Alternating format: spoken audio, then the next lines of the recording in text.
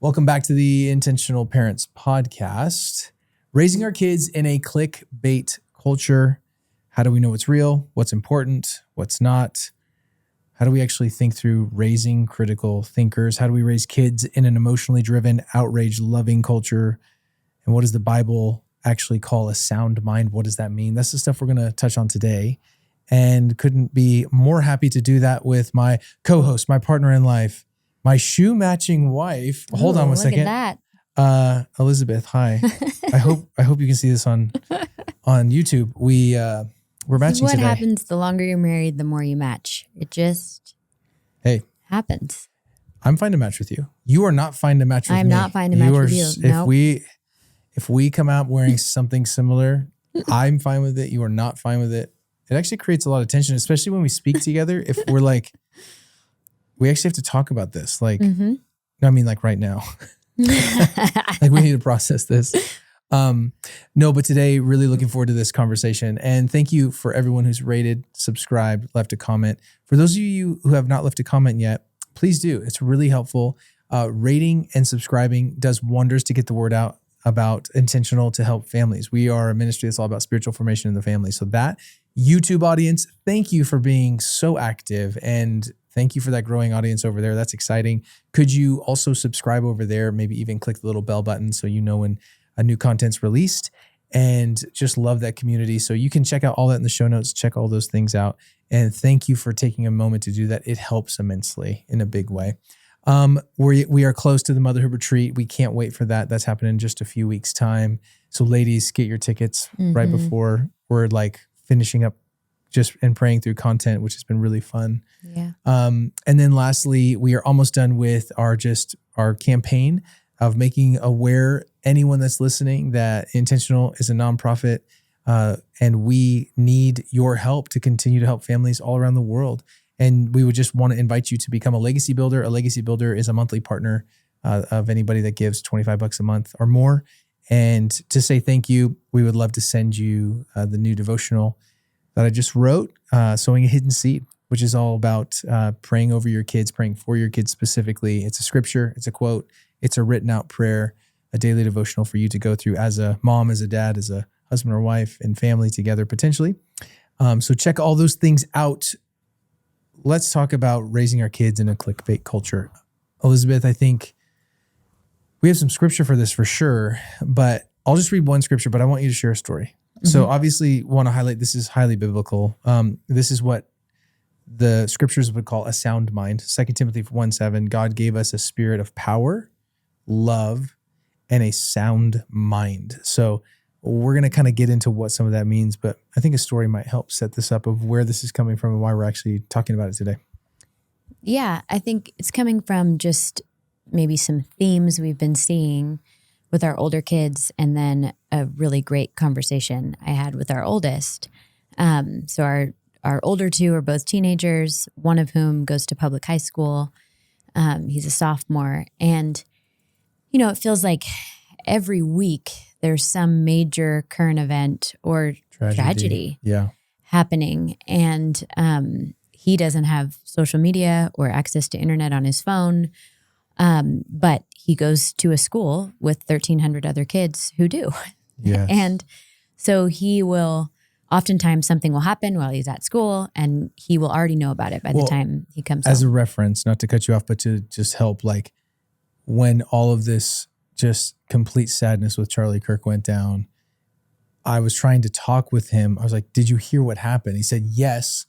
Before I could even know what happened, someone showed me the video of him actually being assassinated. And it was like, and so I was trying to slow down and be like, okay, you know, and this happens, right? That we know this. So I just had to slow down, like, man, well, how are you doing? What are the thoughts on that? Like, and I would have thought, because of all the things that we've been really specific about and intentional about around media, that it would probably be a slim chance that he would see that. But I mean, just almost immediately upon its arrival, he was able to see. I mean, he wasn't searching for it. His friend just put it in his face and said, did you see this? And it was like, and that can happen. And what do our kids do with that? Because like, even though he's like, oh, you know, I think I'm okay.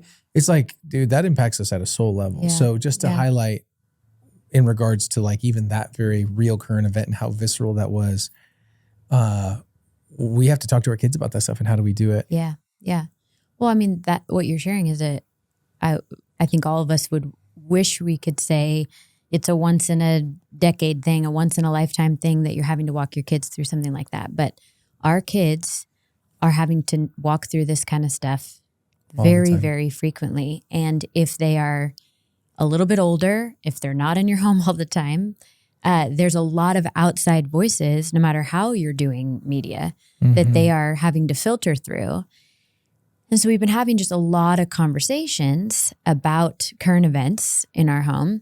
And I just started noticing our son was talking to us about one of them, and he was sharing all of his opinions about this event.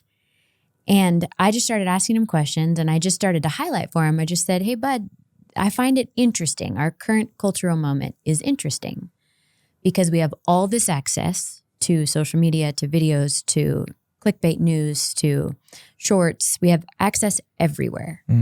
And so we develop our opinions about people, about events, about tragedies, about how people are responding or not responding based off of all of that versus our own actual opinion, because we've very well researched what happened, who the person was, formed our own opinion after following the truth of what's happened, and really taken time to sit with discerning, what do I think about this? Like we skip over all that. And I was just kind of highlighting that to him of just, it's an interesting moment where you're telling me you have these opinions, but they're not founded in your own actual research. And he's just, his eyes got kind of big. He's like, oh, wow, you're totally right. And so that's what's got us thinking of, I think it's always been important to help our kids think critically. And I think parents have been doing it for millennia. But it feels like right now, it is so much more important than it has ever been. And it is harder and takes a lot more investment and intentionality because there are so many outside voices saying, think this way, believe that way, think this is right, this is bad, it's just everywhere, and more in your face. And so we have to work harder, I think, to help our kids really be critical thinkers, so that this 2 Timothy verse, so that they can have a spirit of power and love and sound mind. When we don't have a sound mind, when we are like tossed by the waves of the wind and everybody else's opinion, we can't really actually love all people well. We can love the people who think just like us and who we are like on their bandwagon or they're on ours, but we can't love everybody well if we don't actually have a sound mind and aren't filled with the Spirit and able to discern what are the things of Jesus, what are the things of the world. And I know that language is, I don't know, been used a lot, but I think it's still really important. Well, maybe it's so important. It's actually arguably more important than ever because we have more knowledge and ability to obtain knowledge than ever, but we have very little discernment and wisdom to know how to apply the knowledge. And so what we want to talk about is basically that part. Your kids are not going to have a struggle from here on out. Most of humanity won't. Acquiring knowledge, most likely. There's always crazy things that could happen, of course, but pending crazy things that could happen, of course. Knowledge is not going to be the thing that you have to actually search too much to find. It used to be so challenging to get a hold of knowledge. I mean, whole libraries, you think about the countless institutions that were established just so you could have knowledge. Now we can have it all within a few moments on our phones and devices, which again, I want to highlight, that is not all bad. There's been so many good things because of that. And then at the very same time, there is a part of that that is really challenging for a developing brain. And what we want to talk about is, how do we actually begin to help our kids not just think with the masses and do groupthink and form their opinions based upon what a group of people say about this and never hearing the news themselves? How do we allow them to like see, understand, know what is like going on in the world? And then how can we, with wisdom, teach them to formulate opinions that are centered on reality? That's a big one, because a lot of people in our current cultural moment are trying to bend the terms of reality. I mean, gender is just a great example of one. Gender is not even a thing. Actually, there's two sexes, right? But we're trying to say, no, that there's gender, and gender means like, well, that's a bending of reality. Where that becomes really tricky is it becomes so challenging. Well, if that's based upon an opinion, not based in reality, well, what else is it? And so we have to, and I know no one loves to talk about this stuff, and they're all like these hot button issues. At the very same time, when it comes to our families and our kids, we have a responsibility really right now to help them grow in critical thinking. And so I think it's, maybe let's highlight three different things, maybe more, of why it actually matters. Yeah. Do you want to do that? Anything else before we jump into that part? Well, I read something on social media, of all places. Our friend Jefferson Betke posted something, and I saved it. I wish I'd pulled it up for today. But this commentator was talking about how, to your point of that we have more knowledge than ever, he highlighted something that's like in plain sight. He was saying we also have access to the insides of people's brains, thoughts, and feelings more than we ever have before because of social media, because people can say anything, any of their thoughts, any of their opinions that in the past would have been more filtered. They would have, our internal dialogue, we might be really angry with somebody, even struggle with feelings of hate towards somebody or a leader or whatever. But we would have to wrestle that within ourselves and have time to process and to calm down and all of those things before we ever actually talk to that person. And now, because of social media, it's just everyone posting their inner dialogue. We have the insides of people's brains and thoughts, good and bad, at all times. And so I think even as we talk about this, I'm thinking both through the lens of our younger kids who need to start to develop the pathways and the abilities to think critically.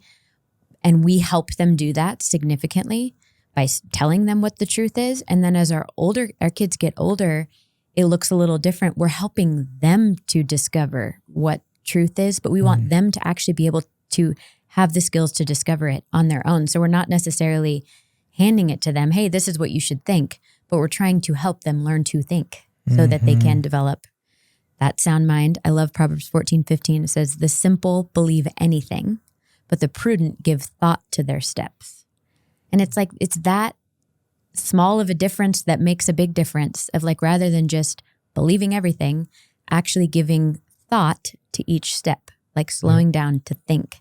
And I think in such an emotionally driven culture, which we've seen so many good things happen with that, we've become really good at acknowledging, especially kids, like acknowledging kids' emotions as adults, learning to acknowledge it ourselves. That's wonderful. It's really good.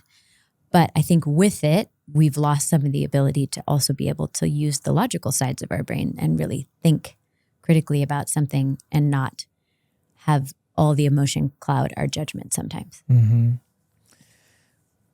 Well, I think there's a couple things we can talk about, lots really, but why do we need, like if you're sitting here going, well, why? I think we kind of have already mentioned it, but to be really specific, discernment, that idea that you've heard of the gift of discernment, it actually is a mark of a disciple. And so that's a mark of somebody who is walking with Jesus. Why? Because in their development and spiritual formation, it is a very important part of their development as a human, as a Jesus follower, to be able to have discernment, to look at different things and know right from wrong, and to have the wisdom to go, that actually might seem like it's the right thing on the surface, sounds a lot like truth, but is not truth. And I think that those are some of the best lies. Some of the best lies are almost all truth. It's just a small amount that's a lie, 5%, 10%. Those are the best lies. And so how do they discern that? And Philippians 1:9 and 10, and this is my prayer, that your love may abound more and more in knowledge and depth of insight, so that you may be able to discern what is best and may be pure and blameless for the day of Christ, filled with the fruit of righteousness that comes through Jesus Christ. That's it. That's like a huge part of this. Why don't you go to the next one? Yeah. And I think with that discernment, it keeps all of us and it keeps our kids from just being like swept up with the masses, which is what we're seeing left and right, and what we have to help our kids discern when they see it happening in and of themselves. It's Romans 12:2, do not conform to the pattern of this world, but be transformed by the renewing of your mind. There's that like brain logic piece that comes in. Then you will be able to test and approve what God's will is, his good, pleasing, and perfect will. And I just think we all need that, not just our kids. And that is not a like one time, well, we taught our kids to do it. And so now they are therefore able to never be swept up with the masses. I mean, it happens to all of us. Yep. But asking God over and over and over again, would you help me not be caught up in the patterns of this world that are so easy to get caught up in, but be transformed by the renewing of my mind? Because really we want to be able to test and approve what God's will is, not ours or our culture's. And really, these things prepare them to be able to engage in current events and in tragedy and in culture, but through the lens of how Jesus would engage. And when they're able to do that, they actually become leaders of change. Being able to walk the halls of a high school and see everything that's going on, but slow themselves down to think, and how am I going to love people through this? How am I going to figure out what I actually think about this? And love everybody, even if they think differently than me. I couldn't agree more. And I think what a lot of people are probably thinking through, as I know I am as well, is what are some ways that we can at least attempt, because obviously this is an ongoing process. This has to be said. You need to be filled with the Spirit. Yeah. You need to have patience. And this is not one conversations. It's many ongoing, day in, day out. The next tragedy, the next thing, the next, you work on this all the time. So this doesn't just happen in one moment. It's not one conversation. It's many micro conversations over and over and over. So I think that's just, for perspective, that's the help. I think this even starts with young kids when they can begin to understand some of the questions, or obviously don't bring a really gnarly current event, but like in small ways, you can do this even with your younger kids. But I think it's important to just actually talk about that. So here's some, just a few practical ways you can try to begin the process to teach critical thinking, because it's different than just, assuming. We can't just assume our kids know how to critically think. We have to actually teach them how to do it. Teach it and practice over a long period of time and multiple stages of development. Like they're not going to be good at it right away. And there'll be seasons when they're really bad at it. But just thinking of, man, if this could start young, and especially is important through the adolescent years.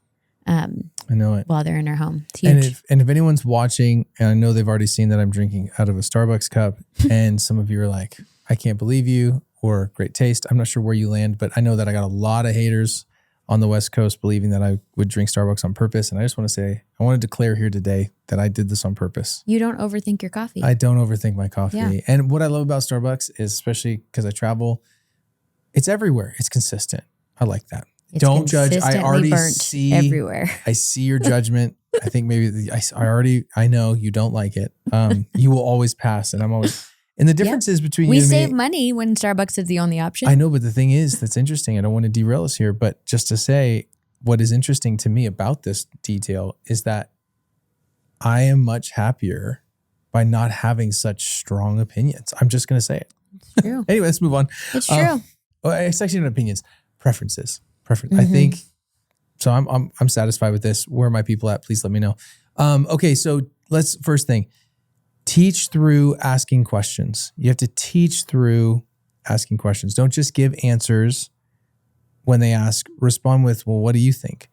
How do we know what's true? Kind of what Elizabeth said, like almost challenging a little bit in a gracious way, like, well, where do you get that information? Why do you think that's true? I think we do this. I actually do this a lot with adolescence. Seems to bring this like spicy side out of at least our kids. I think every kid. But that spicy side of like, they'll say things in a declarative tone. And then it's like, where did you hear that? Or really? Like, but they're like, yeah. Well, have you ever? Well, so-and-so said. Yeah. And then when you do a little digging, and it's not even like trying to shame or make anyone feel bad. It's like, but when you do a little digging, they're backpedaling pretty quick. Like, well, I actually don't know. So I think it's not a shame thing. It's hey, if you're going to say something with authority, make sure you know what you're saying, where you've heard it, formed an opinion. So I think that's the first one. Yeah, and I think with the younger kids, you can do that a lot if you're reading to them or you're learning about something together. That's a beautiful time to ask them questions, to get them thinking about, well, why do you think, or especially reading scripture with them, like, why do you think Jesus was so forgiving? Why do you think, like just asking them to think deeper. Really, you're asking the question so that they will think deeper. Yep. Not so that you can tell them just, well, here's why what you're thinking isn't true. I'm going to tell you the answer. The point is you're teaching them to think deeper. And then another big one is not giving immediate answers or help. Like as they, even to further the asking a kid a question after you've read scripture or read a book to them, like let them wrestle a little bit, because really that builds their confidence in being able to reason and to think deeper. And some kids are going to be really good at this, and some kids are going to be super frustrated by this, or they're not going to care. But your point is you're starting to show them the need to, again, think deeper and think critically. And I think with that, this one has been harder for me than I think I would have expected. But really letting them struggle. And I don't mean abandoning them when they're going through something hard and just saying, you can figure it out. No. But I mean, I will never forget our first session with our behavioral therapist for Birdie. Mm-hmm. And at the end of the session, like it went great. The end of the session, Birdie had gone upstairs and she just looks right at us and she says, you are doing way too much for her. We're like, what? What are you talking about?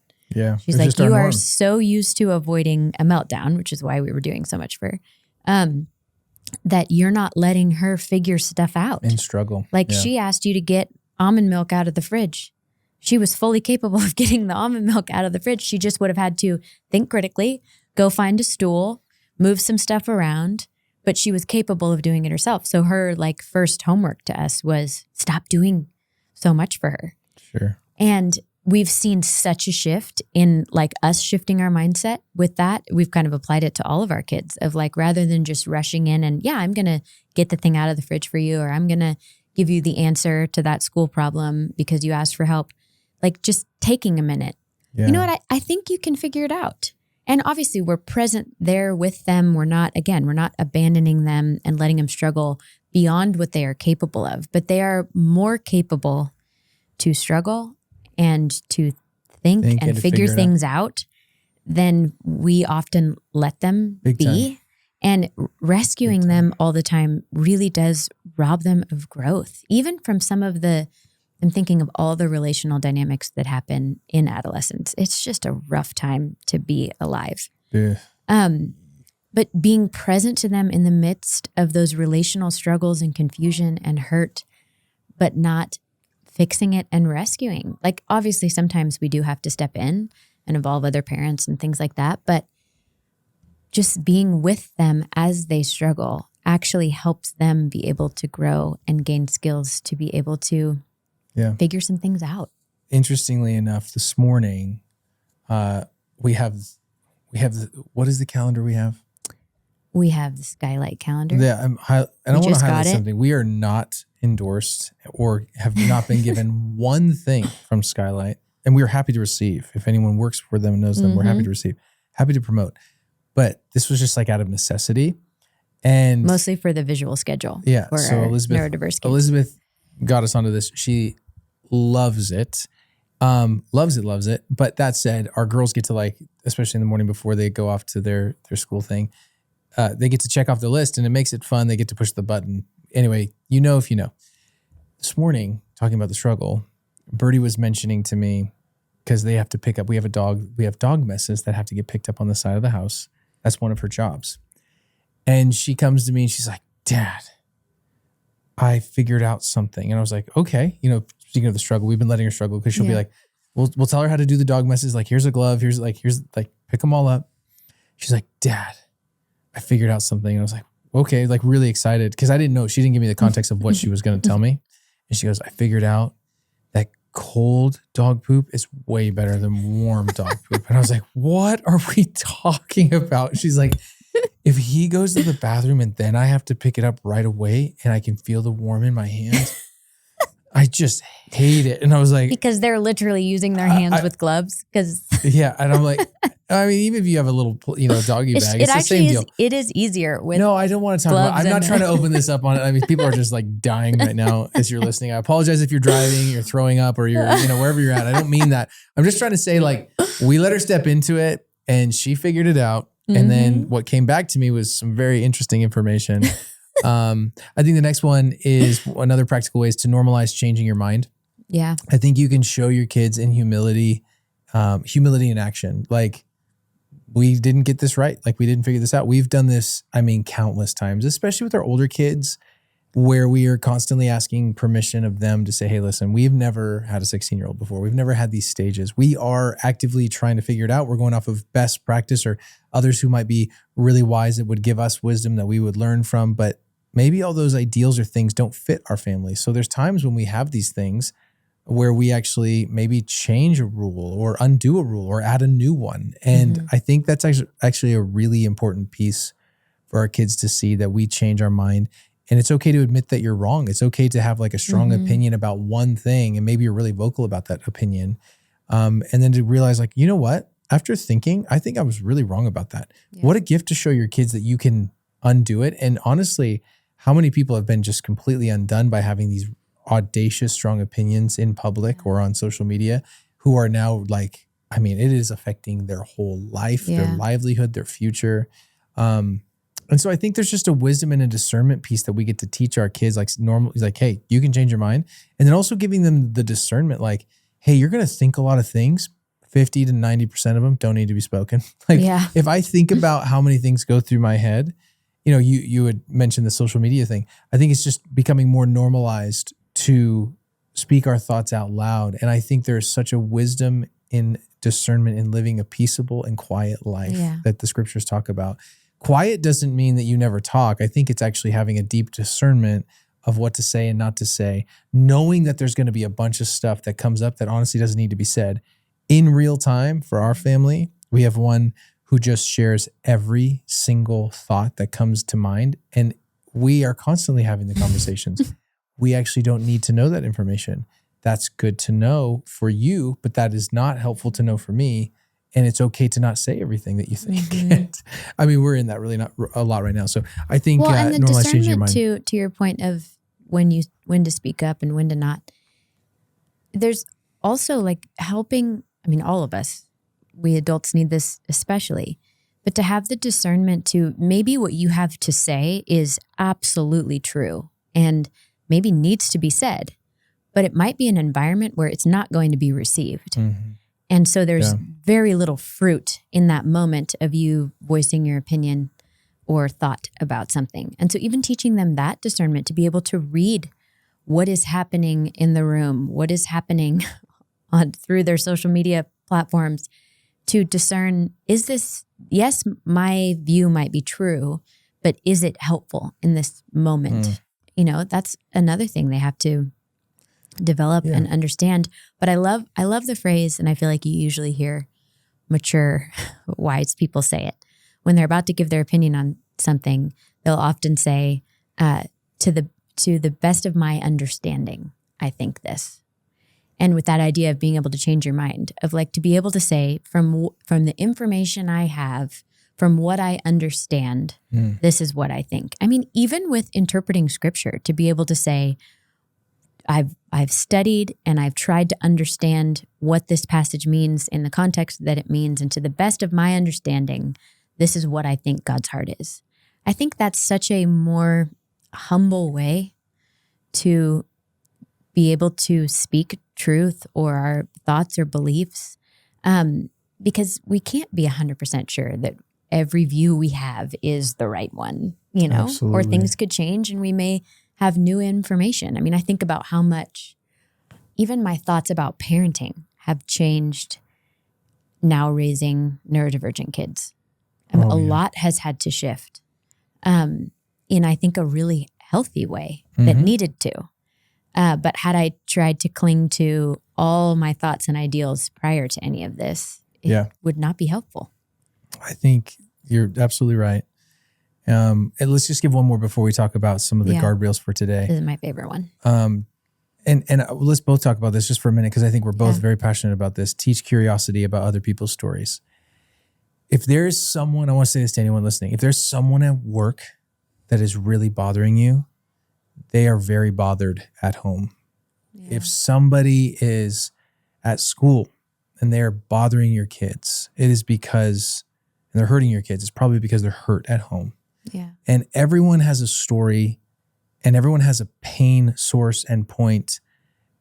Most kids, most people, most adults don't just step in the world and try to be harmful, hurtful people. Yeah. There's a pain, there's a fracture, there's a brokenness. So I think when we teach our kids, I mean, this happens. I mean, we probably do this too much, I'd say.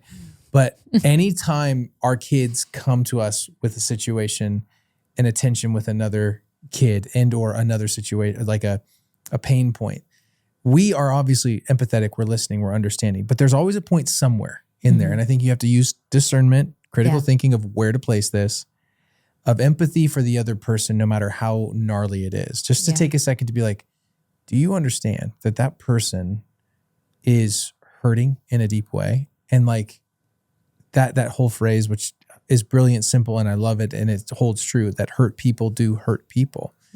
And they're hurting because because they're hurting. They're hurting other people because they're hurting inside. So I think when we teach others, our kids specifically, other perspectives, it builds empathy, deeper understanding. But I'd love to hear, I know you have a couple of thoughts on this for sure. Yeah, well, I'm thinking of, it's also another beautiful place to ask them questions. Why do you think so-and-so acts like that? Or what do you think their home life is like? And to your point, I think I especially have done this sometimes too much and have made my kids feel like I'm not being empathetic towards how it's impacted them. So I think there's a balance there for sure. But I think just if we can be families who, we've talked about this a lot, we've talked about this a ton on the podcast, know our own story and the story of our families that have, like our family lines that have come together, so important. But that we can just have a framework that everybody has a story. Everybody has wounds. Everybody has strengths. Everybody has weaknesses. Some know about them, some don't. Some are in a journey of healing, some are not. And just understanding that really, because it creates empathy, which enables us to love people better.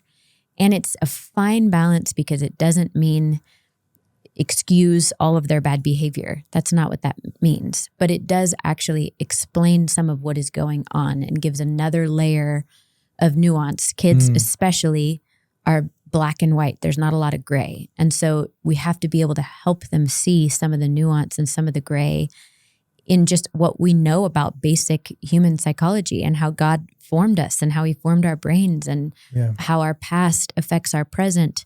Like just making sure that we are kind of always dropping that in as a framework for our kids. They're not going to fully understand it or embrace it while their mind's still thinking black and white. But if it's a framework that they have as they get older, and I feel like I'm already seeing it with our older two, where usually not in the moment when they're upset with somebody about something, but I'll hear them later talking to a friend and they'll, make a little comment that just makes me smile of like, yeah, but so-and-so, the parents are going through a divorce and like, I know there's a lot going on. But I just think, especially in the cultural moment that we're living in where nothing is really nuanced, it's just outrage all the time. Yeah. We have to teach them to be able to see gray. And nuancing is a part of a maturing brain and a brain that is matured. Not fully, but I mean, it's a process, right? You have to see nuance. But I want to say something that's important. What we've seen on accident or by accident, depending upon how you like to use that phrase.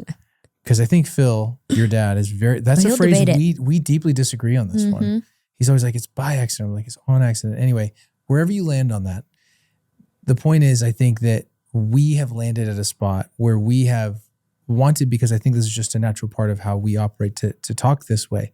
What we've seen it do to our kids is actually been something that we did not expect. And I think the thing that you start to realize is that when you start to have these types of conversations, and by the way, this was not like a parenting award, like we planned on this. This was our idea and we did it and we're epic parents and you should do it too. That's not what we believe. And I have no space for people that do that or try to feed you that idea that they've got it figured out and you don't. I know that everyone has their own strengths and weaknesses, but I'll just say an unintentional byproduct of this for us that we've seen is it causes our kids to be able to solve a lot of their own problems and to, like, even right now, our son's looking at the whole scope of high school and going, this is like, we didn't even bring this up. He's like, this is kind of weird. Why do we waste so much time at school? why do we go to school for this many hours a day to sit in these social situations that we're barely educated? I could be doing a lot of different things with my time. He's thinking this way. I mean, and it's both like surprising to us, and also we're realizing like, whoa, we don't disagree with him at all. Like he's actually right about a lot of this stuff. Like, well, I'm back to homeschooling all four, it looks like. No, but I think there's a lot of different options for him at his age. But I think it's like, he's like honestly going like, I think early college makes sense to me. And I'm like, great, like, okay. But I think what we didn't mean to do. He's really beginning to think on his own. Yeah. So I want to highlight that was not intentional on our part, but it has been a byproduct that we've been unfolding and discovering and saying, actually, I think this is something that when you do this with your kids, they begin to form their own opinions about things that maybe you don't even have as strong of an opinion about, but it's actually good. It's good for them. And they begin to stand out and think differently. And I think as you do that, you are creating many leaders, little cultural changers wherever they go. Yeah. And they're creating this kingdom culture as they go. And so as a person, you want to have vision for your kids. You want your kids to have vision for their lives. I think that's something that we've unintentionally seen that we've been really encouraged by and gone like, whoa, this is something that we have to talk about, because we have really enjoyed seeing how our kids are critically thinking about stuff with even out us. So I think we need to just a couple more things and we'll wrap up. But just because to kind of even out the conversation, we're in a very particular time belt. We are in a time where, as we've talked about, knowledge is unlimited. You can see it. But I think we need to have some guardrails for today. Jonathan Haidt says it so perfectly. He just says this phrase, and I think it's just a great way to set this up. He says we have overprotected our kids in the real world and underprotected our kids in the digital world. I couldn't agree more. The amount of parents and people that we talk with that that are listening, that have literally taken no time to think of how you protect your kids in the digital world, but you have become, in fact, overprotective on all fronts in the real world. And this has created some really interesting dichotomies and dysfunctions is a good way to say it. And so I think it's just naming is power. Like when we name stuff, there's power to that. It gives you words, language, all of us. So I think, just be aware, where are you at with that? Don't judge yourself as much as you need to be aware. Like, are you underprotecting your kids in the digital world and overprotecting them in the physical? That needs to be switched. Yeah. Right? Like I think you need to be more overprotective in the digital, less in the physical. And I'm not going to nuance out what that means, because if a parent's like, does that mean you think that they should just ride around in the dark on their bike? Like, no, I'm saying use common sense, but like there's a level there that we need to have sense for. But I think we need to have some guardrails. We're talking about doing an episode here soon on, we've done, I think, a few on technology. We speak on it often, but we're going to do one soon on when you do start to give your kids technology, when they're still in your home, when they get their first smartphone, when there's school iPads that they're using and things like that. Like, what do you do? Yeah. We'd like to do an episode that's very practical, specific, about the different options you have, the different protections, the limitations they have. If you've listened this far in the episode and you want that, will you please email hello@intentionalparents.org with specifics? What do you want to know? Yeah, please, because that's super helpful when a lot of you guys take us up on that, and that's super helpful to know kind of what would be helpful to you. So if that's interesting, email hello@intentionalparents.org. Yeah. And with that, I will just caveat, we're not experts on that whatsoever, but we are living it in real time. We're deep practitioners. And we actually do read about this a lot because in my opinion, I'm just going to state my critical thinking opinion. It's so important to your point of what Jonathan Haidt says. We've overprotected them in the real world and deeply underprotected them in the digital world. You were going to say something. Well, I just want to give Joey Odom, our friend, some credit, but he talks about the 3M model. I love this, the 3M parenting trap. Joey, this is yours. I love you and I love your brain, how it works. So I'm giving you all the credit here. But he talks about the 3M parent trap. And he just basically says, as parents, we model, right? So the first thing I do with all of our phone and technology and social media is we model, right? So we model. That's what we do, no matter how much we like that or not. That's very common. And every parent right now, you are modeling how to use technology by the way you use it, regardless of how you want to use it. It's actually how you use it. Yeah. And then what's interesting is our kids do exactly what they should. They mimic what they see modeled. So our kids will grab the phone at dinner time if we do. they'll want iPads. They'll want to be on the phone in the same kind of way that we are. So they mimic what's been modeled. But then this interesting thing, and I love how Joey says this, but then the interesting detail is that we end up getting mad at them for mimicking what we've modeled.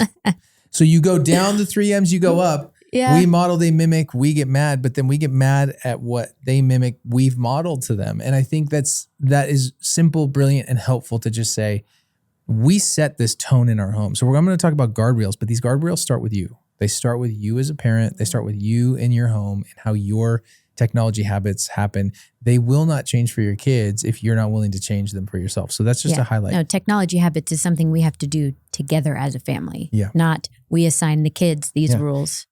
And it gets exponentially more complex the older they get. So I want to highlight, if you have younger kids, you're like, this is pretty easy, guys. What are you talking about? The nuances get way more intense. Yes. And I want to highlight one detail. We had a very staunch, very we talked about it, and I've undone this since. Wait, save it for the episode we're going to do. But I've set people up. So it's just briefly, I won't go into deep detail. We'll save all the goodies for the actual episode we do. But in part, we were not going to have iPhones. Our kids have iPhones till they're 18. And we ended up changing our mind. We let Duke, as a driving 16-year-old, actually get an iPhone. Now, it's locked down. It doesn't have the internet. It doesn't have social media. It's very, we have made it as dumb and intelligent as it can be. Dumb iPhone. But it still has all the things he needs. It has maps, Life 360, all these different things that are helpful for him to have, some music, podcasts, different things like that. I'm just saying that even us in real time have realized we can have all these ideals. And I think a lot of different people have ideals, and that's okay.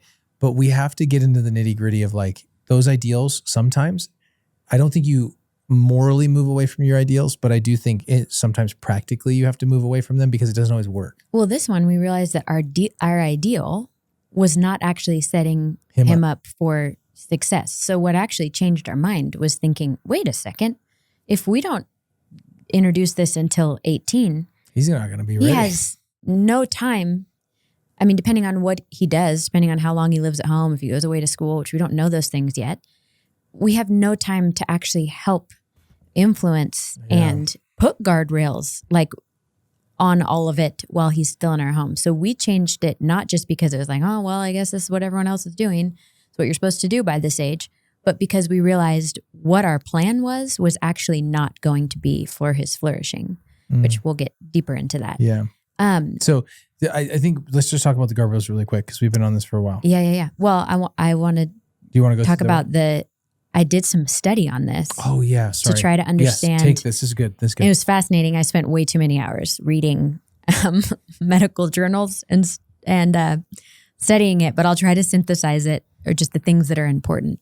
But there's been some really fascinating neuroimaging studies using EEG and MRI that really highlight what we all know of scrolling on our phones is not this harmless pastime, especially for younger developing brains. Most of these studies were done on college students. So think through that lens and then think of how young kids are getting access to all of this.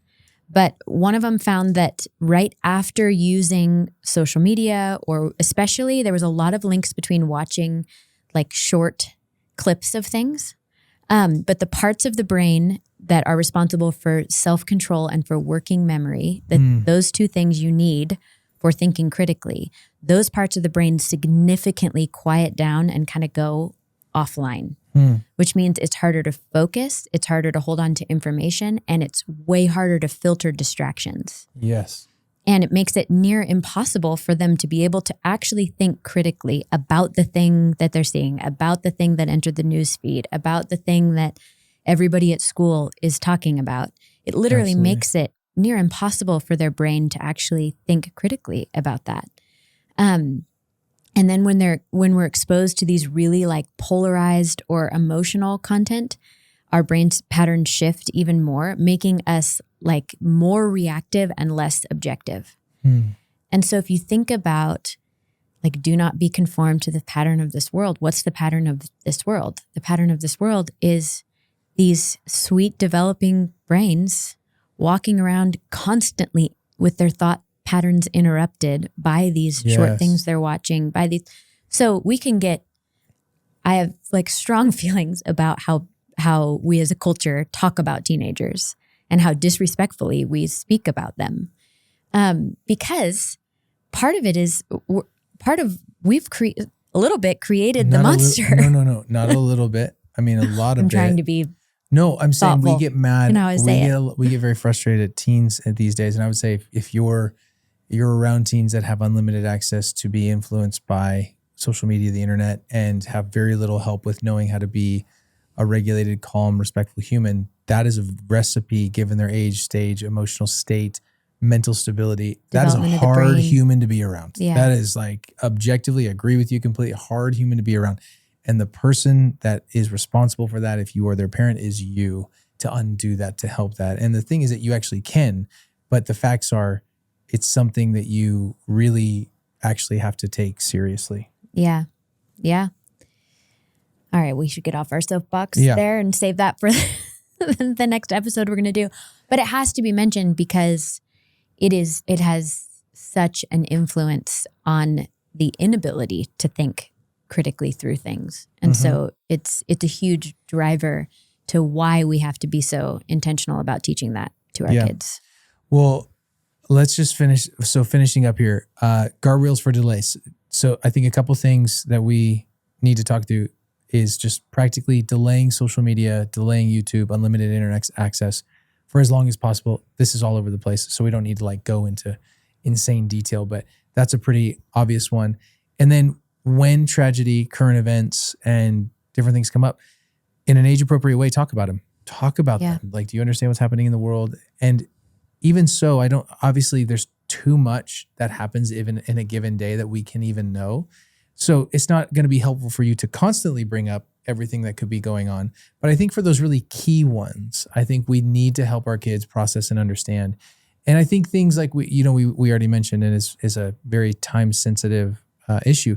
But what happened with Charlie Kirk has so many different layers that at the right moment, it'd be helpful to talk to your kids about, because it doesn't just have to do with a human and taking life. It has to do with so many multiple angles. And we need to help our kids understand, like, there's so many layers to what this means for you and your people are your responding world. in all sorts of different ways. Yeah. And so just remember, as we wrap up here, I just want to highlight critical thinking develops over time, as we already mentioned, not overnight. This is the long game. This is an ongoing micro moment, day by day process. And then don't be fearful about your kids not being able to think critically. Pray. I think that's the biggest piece, is that we pray into who we want them to be, and pray that God would give them sharp minds and discernment. And remember, discernment is a gift of the Spirit. Like, that's a biblical description of a gift. And I think that's important to realize, like, pray for the gift of discernment in your life and in your children. And I think that is a gift. Discernment is a huge gift to those who have it. And when you've met somebody that has the gift of discernment for real, not just like, oh, I have, like, sometimes we self-claim our own gifts, but those who really do have those gifts, they're powerful. It's like cuts to the core. It goes right to the soul. It's a deep thing. Yeah. I know we're wrapping up, but you were mentioning to not fear, but to pray. Yeah. And I think I put that in our notes because that was me like a year ago, or maybe when our son first started going to public high school. And I was seeing some of just kind of getting caught up in what is culturally normal, nothing major, but just different ways of viewing the world, viewing relationships. And I was starting to fear. And I've said this on the podcast before, prayer is not like my great area of strength. I would say it is for you. It's not for me. And I read, so I put a little date next to it. So this was in January. I like to sometimes, when you feel like the Spirit's speaking about a specific thing, I'll put a little note and a date. And it's 1 Peter 1:14, and it says, as obedient children, do not conform to the evil desires you had when you lived in ignorance, but just as he who called you is holy, so be holy in all you do. For it is written, be holy because I am holy. Wow. And I just started praying that's a really good verse. God would do that really in our son, that he would over time be able to think critically, to not conform to the pattern of this world, and that he would be a man of holiness. And so I just started to pray. And I like get emotional as I'm thinking about it. The conversations we are having with him now, opposed to a year ago, I feel like we're watching answered prayer, that he would be a man of discernment, that he would be able to think critically, that he would think for himself. And it was through exposure, really, and having to have a chance to figure out what he thinks about certain things. So there was risk involved and fear involved on us as parents. But to see the prayers that God has been answering and the growth and maturing we're seeing happen has fueled my faith to just simply pray for my kids more. Like, think about all the areas that we are processing a lot of fear and anxiety, and we get busy and it doesn't move us to actually pray. And I know there's a lot of parents right now that feel just like in a cycle of anxiety for their kids. And their first instinct is to want to either protect or to kind of bury their head in the sand. And if both of those instincts, if we could move past that and move to prayer, I think we'd see some really big shifts in our own peace and in our actual reality with our kids. I think that's the biggest takeaway, that we can attempt all of these things, including trying to teach our kids how to think critically. But like we said at the beginning, unless it's with the power of the Holy Spirit, a lot of this work falls so flat. And so pray, start all of this with prayer. And I would even just pray for the gift of discernment. I can't remember, I don't actually know, I should know this, but in Sowing a Hidden Seed, I think there was a day on discernment. I think there was but I should know this, but I think there's a day on discernment. But I mean, even that, like, I know for me, praying for discernment just as a human, like, pray for discernment for yourself, pray for discernment for your kids. And I think that as we begin this process of teaching our kids how to think critically, they are more confident. They are more, and not in an arrogant way, but more confident in how to think and move through the world. So I think you said it best. Start with prayer. So wherever you're at today, start with prayer.